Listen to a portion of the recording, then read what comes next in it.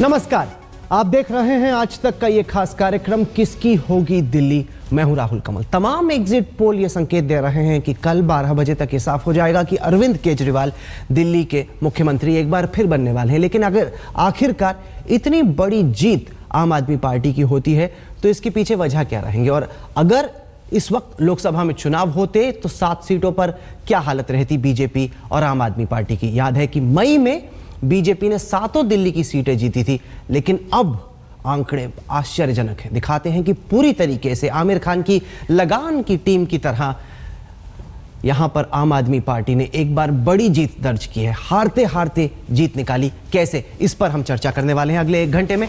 सबसे पहले तो देखते हैं कि कुल मिला के एग्जिट पोल की तस्वीर क्या है, फिर हम आपको बताएंगे कि दिल्ली के कौन से वो इलाके हैं और लोकसभा की कौन सी वो सीटें हैं जहां पर आम आदमी पार्टी ने सबसे अच्छा प्रदर्शन दिया है। यह है कुल मिला के इंडिया टुडे सिसरो के हिसाब से दिल्ली की विधानसभा की संभावित तस्वीर, जो कहती है कि बीजेपी 19 से 27 सीटों के बीच पाएगी, आम आदमी पार्टी बहुमत के आंकड़े से कम 3 सीटें ज्यादा 38 से 46 के बीच पाएगी, कांग्रेस 3 से 5 और अन्य 0 से 2।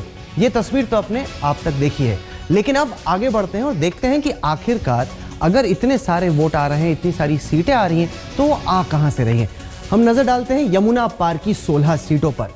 ये वो इलाके हैं जहां पर पूर्वांचली बड़ी तादाद में रहते हैं, जहां देश भर के अलग अलग हिस्सों से आए लोग आके बसे हैं।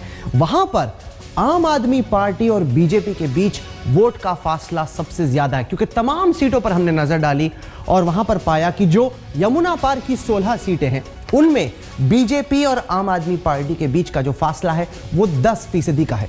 10% का बहुत बड़ा गैप बीजेपी और आम आदमी पार्टी के बीच यमुना पार की 16 सीटों पर।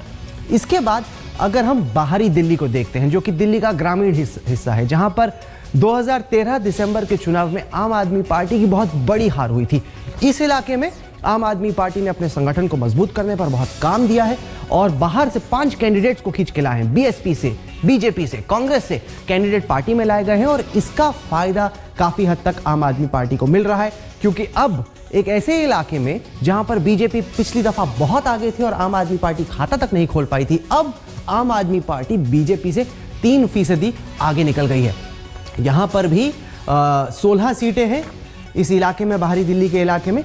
बीजेपी का अनुमानित यहां पर वोट शेयर 38% का है और आम आदमी पार्टी का 41। अब हम आते हैं दिल्ली के दिल में, दिल्ली शहर, जहां की 38 सीटें हैं और यहां पर आप पाएंगे कि आम आदमी पार्टी 40% वोट शेयर पर है, बीजेपी 36%, 4% का गैप कांग्रेस केवल 16 पर। कांग्रेस हर जगह बहुत बुरी तरह से हार रही है, कहीं पर भी इसका वोट शेयर बीजेपी या आम आदमी पार्टी से आगे नहीं है।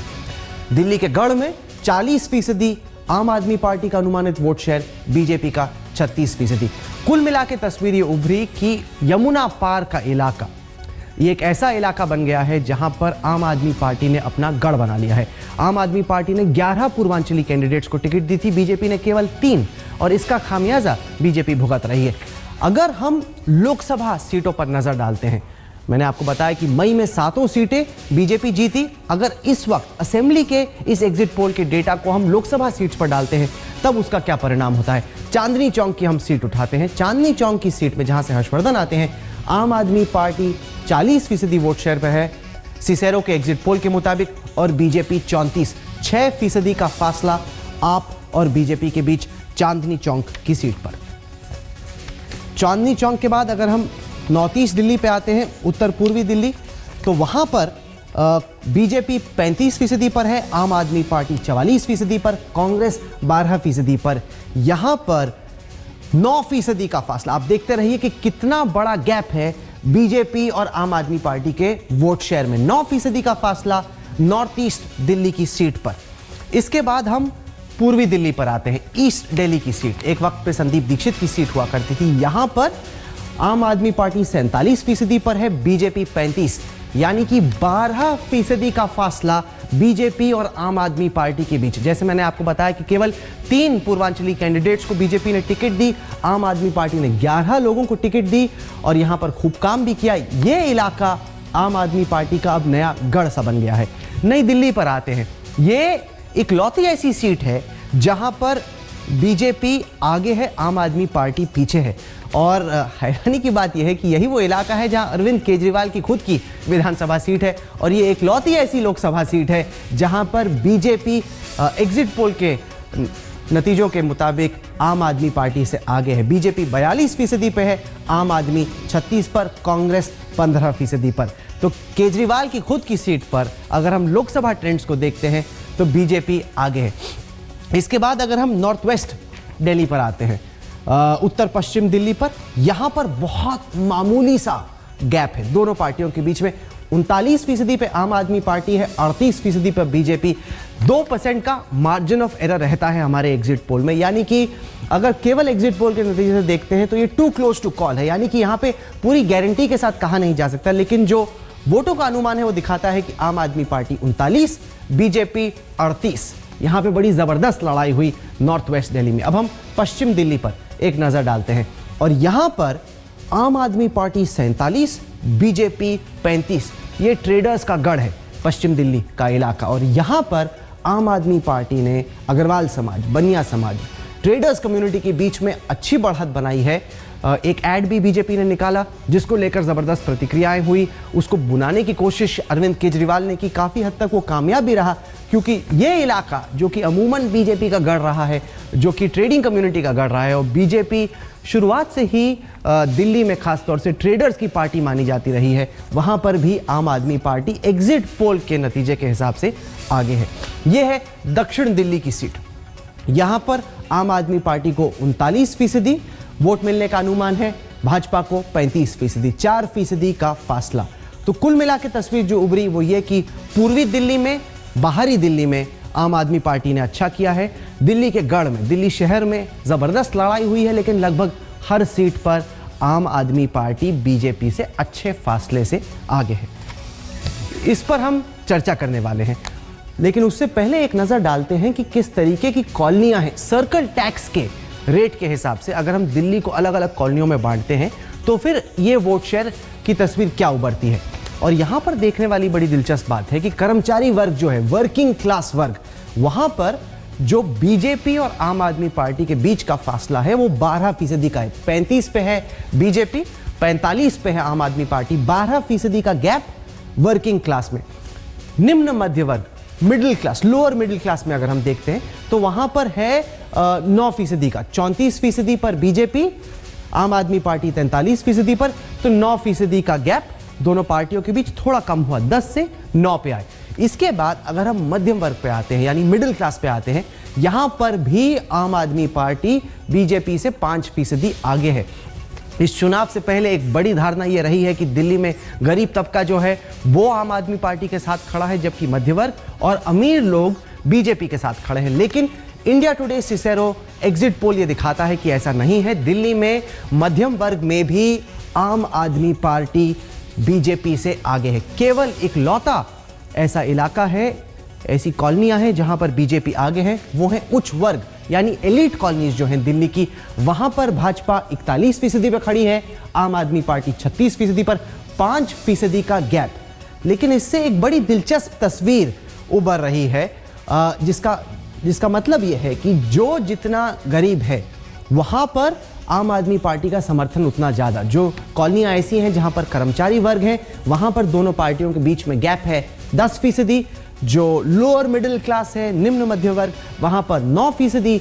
मिडिल क्लास कॉलोनीज में 5% आम आदमी पार्टी आगे है। देखते हैं आप कैसे कैसे घट रहा है ये। जैसे जैसे आप उच्च वर्ग पे आते हैं वहां पर बीजेपी आगे निकल जाती है। शाजिया इल्मी इस वक्त हमारे साथ इस कार्यक्रम पे जुड़ गई हैं। शाजिया, स्वागत है आपका। लगता है कि आपने गलती कर दी। आप पिछली दफा आम आदमी पार्टी में थी, आम आदमी पार्टी की हार हुई, आपकी तो बहुत ही कम वोटों से हार हुई। अब आप बीजेपी में गई और बीजेपी में जाने का भी कोई फायदा नहीं हुआ, क्योंकि एग्जिट पोल तमाम ये दिखा रहे हैं कि बीजेपी की हार हो रही है।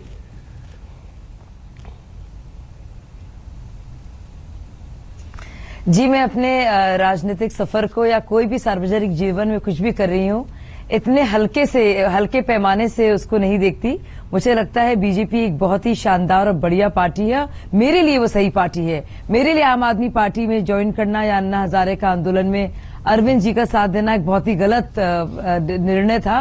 और मैं बहुत रिग्रेट उसको करती हूँ। हम क्योंकि मैं एग्जिट जानती पोल हूँ के उस नतीजों पार्टी पर की चर्चा असलियत कर रहे क्या हैं है। शाजिया। खैर, आपने बहुत ही डिटेल से बताया। एग्जिट पोल के जी। नतीजे शाजिया ये दिखा रहे हैं कि जरूर, दिल्ली जरूर। मैं वो में इसके बारे में केवल मैं उसी के अमीर बारे में कॉलोनियों में बीजेपी जी। आम आदमी पार्टी से आगे है। मध्यम वर्ग की बात करें, लो मिडिल क्लास की बात करें, कर्मचारी वर्ग की बात करें, सब जगह इस वक्त आम आदमी पार्टी आपकी नई बिल्कुल। पार्टी से आगे निकल गई है शाजिया।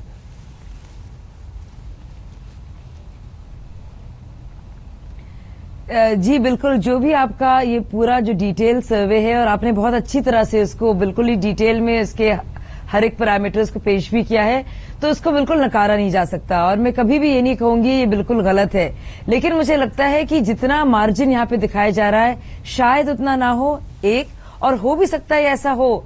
तो जो भी सर्वे आपका कहता है, जो भी नतीजे आएंगे, हम उसका पूरा सम्मान करेंगे और स्वागत करेंगे। पर और इस पर पार्टी ने सोचा है क्या शाजिया कि आखिरकार पार्टी की दिल्ली में ये हालत क्यों हुई? बिजली, क्योंकि हमने नहीं शाजिया, हमने बहुत गौर से लोकसभा के ट्रेंड्स को देखा। लोकसभा के वक्त पे मई के महीने में बीजेपी आम आदमी पार्टी से बहुत आगे थी इन तमाम सीटों पर, इन तमाम इलाकों में। 9 महीने के भीतर ही आपका जो पॉपुलर वोट शेयर है वो इतनी तेजी से घटता है और केजरीवाल की इतनी जबरदस्त रिकवरी होती है, और खास तौर से दिल्ली के जो गरीब लोग हैं उनके बीच। क्यों ऐसा लग रहा है कि आज की तारीख में बीजेपी दिल्ली में कम से कम अमीरों की पार्टी हो गई?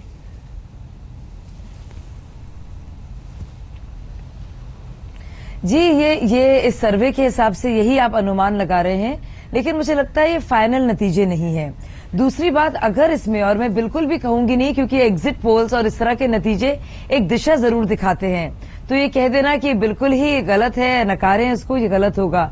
लेकिन मुझे ऐसा लगता नहीं है। इतनी आसानी से लोगों को वर्गों में बांटना, और कोई भी सैंपल साइज, जिस तरह की भी आपने रिसर्च मेथड का इस्तेमाल किया है, इतनी आसानी से बता देना कि ये सारे सिर्फ अमीर लोग ही भाजपा को पसंद कर रहे हैं, नहीं, और गरीब ये कोई हम नहीं कह रहे। नहीं शाजिया, ये नहीं शाजिया नहीं सही होगा। मतलब आप गलत ना निकालें शाजिया, एग्जिट पोल का गलत मतलब ना लगाएं। हमने ये बिल्कुल नहीं कहा कि केवल अमीर लोग बीजेपी को वोट दे रहे हैं और गरीब नहीं।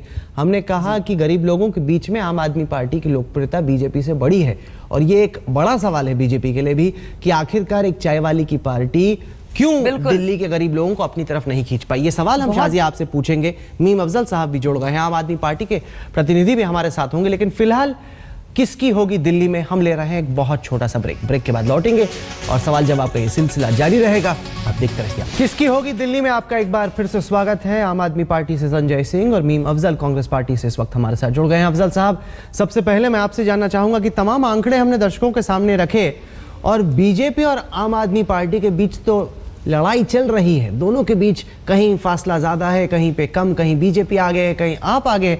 आपकी पार्टी तो इस रेस में कहीं है ही नहीं। इतनी बुरी हालत क्यों? देखिए, ये फैसला जो है 2013 में जो चुनाव हुआ था असेंबली के इलेक्शन में, तकरीबन वो उस वक्त ये तय हो गया था कि हमको लोगों ने उस वक्त जो है पसंद नहीं किया। तो आपने किया क्यों नहीं कुछ पिछले 14 महीने में अपनी जमीन वापस पाने के लिए? 14 महीने में हम क्या करते हैं? क्या करते? मेहनत करते, जमीन पे उतरते था, उसको एक्सेप्ट। बिल्कुल, हम जमीन पर उतरे, हमने बहुत अच्छा चुनाव लड़ा है। लेकिन मैं आपके आंकड़ों पर जरा सा जानना चाहता हूं राहुल जी, बताएं। तो एक दो बातें उसके अंदर मेरे जहन में जो आई हैं वो मैं बताना चाहता हूं। देखिए, पिछले चुनाव में, यानी पार्लियामेंट के चुनाव के अंदर, असेंबली के चुनाव के बाद पार्लियामेंट के चुनाव में भारतीय जनता पार्टी को बढ़त मिली थी। उनको 46.3% वोट मिला था, 46.3%, और कांग्रेस का 25 से घट करके 15% हुआ था, 15.22, और आप पार्टी का 33.05 हुआ था। अब जो आप देख रहे हैं, आपने जो अभी अनुमान लगाया है या आपने जो आंकड़े दिए हैं, वो उसमें मेरा अंदाजा है कि 42% के करीब बीजेपी चली गई है, भारतीय जनता आप पार्टी चली गई है, और बीजेपी 46% से घट करके 34-35 या आप कह रहे हैं 36 यहां तक पहुंच गई है। हमारा वोट अभी भी 15%, 16% के करीब बताया जा रहा है। सर, आप पहले भी लास्ट आ रहे थे, अब भी लास्ट आ रहे हैं। आपको चिंता इस बात की हो रही है कि बीजेपी का वोट शेयर घट गया। अपनी खुद की हालत तो देखिए पहले। दिल्ली आपका गढ़ होती थी, जहां जैसा आपका हाल बंगाल में हुआ, जैसे आपका हाल तमिलनाडु में हुआ, लगभग वैसा ही अब आपका हाल दिल्ली में हो गया। आपको उसकी चिंता नहीं है? नहीं, हमें उसकी चिंता है, लेकिन जब आप बहस जिस चीज पर कर रहे हैं उस पर बहस करूं या सिर्फ अपने ऊपर करूं, तो आप कहें तो मैं अपने चलिए पर कर ठीक है, लेता हूं आपने बहस। अपनी बात रखी। संजय क्योंकि सिंह भी आपने हमारे आंकड़े साथ जुड़ गए दिखाए हैं आम आदमी पार्टी उसके- के। संजय, कहीं ना कहीं क्या आपको लगता है कि पूर्वांचली वोटरों के बीच आम आदमी पार्टी की लोकप्रियता बढ़ने का एक कारण यह रहा कि आपने बढ़ चढ़कर पूर्वांचली कैंडिडेट्स को टिकटें दी, जबकि बीजेपी ने केवल 3 पूर्वांचली उम्मीदवारों को टिकट दी? इस वक्त हमारे आंकड़े ये बता रहे हैं कि जो यमुना पार का इलाका है, जहां पर कई सारे माइग्रेंट्स अलग अलग देश के हिस्सों से आते हैं, वो आम आदमी पार्टी का नया गढ़ बन गया है।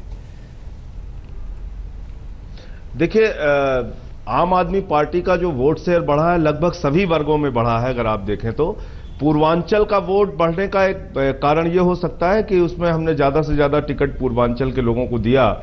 लेकिन अगर आप देखें तो अगर देहात के क्षेत्र में देखें वहां भी वोट बढ़ा है, किसानों के बीच में देखें वहां वोट बढ़ा है, नौजवानों में वोट बढ़ा है, हर वर्ग के अंदर वोट बढ़ा है। इसलिए ये कहना कि सिर्फ पूर्वांचल के मतदाताओं में बढ़ा है, निश्चित रूप से बढ़ा है, क्योंकि उनके बीच से हमने चुनाव में ज्यादा कैंडिडेट उतारे थे।